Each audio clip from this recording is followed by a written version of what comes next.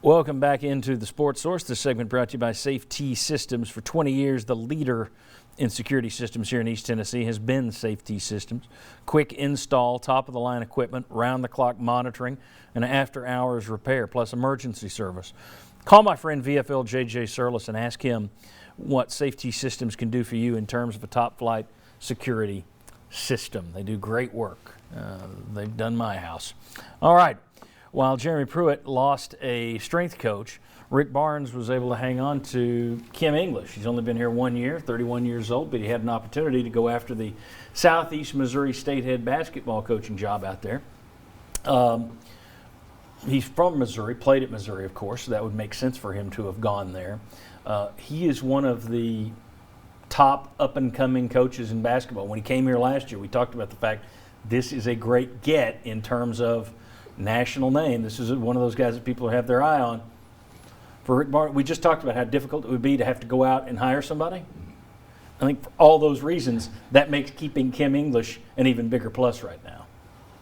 Yeah, I think so. And if you can keep this staff together through the offseason to come back together to work next year, in a season which you're expected to take a big jump as a team, that would be really good as well. And English is still probably a guy that's not going to be at Tennessee for a long time if you see that he's already getting those opportunities. But right now, from a recruiting standpoint and program development, and plus all the other stuff going on right now, I think it's good for Tennessee for Kim English to stay and that staff to stay intact if that's how it plays out.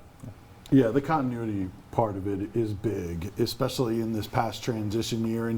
And having those guys that are coming in this upcoming class, having that relationship with Kim English, keeping that intact, I think is huge. And then he is very popular with the players on this team. And so I think there's a ton of benefits to having Kim English come back. And, they talk about the youth and him being lockstep, his youth and energy being lockstep with what Rick Barnes' beliefs are. So I think there's a ton of positives to having Kim English stay and come back. Well, Rick Barnes is no spring chicken either. So it probably, right.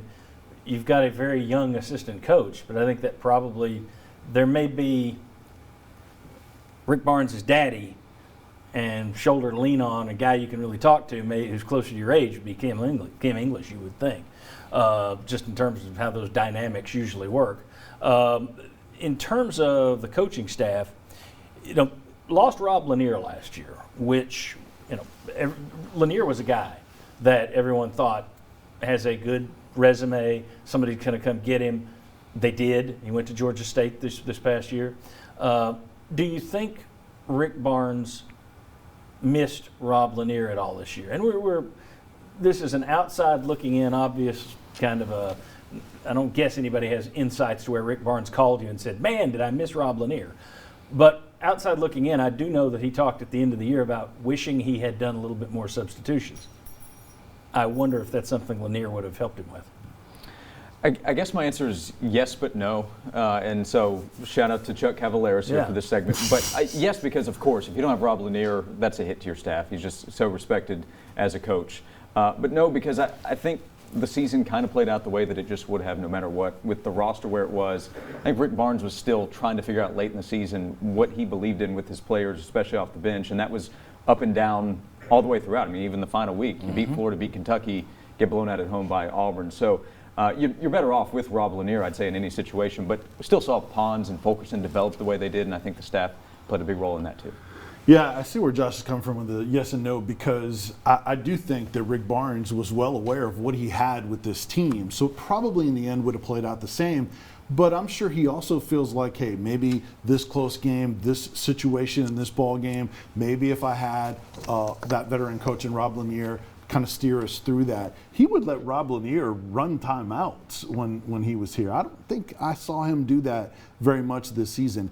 And more than Rick Barnes missing him, I think Jordan Bowden may have missed him, because then you're talking about a guy with a multi-year relationship with Rob Lanier, someone that he could lean on, and Jordan Bowden obviously had a tough season.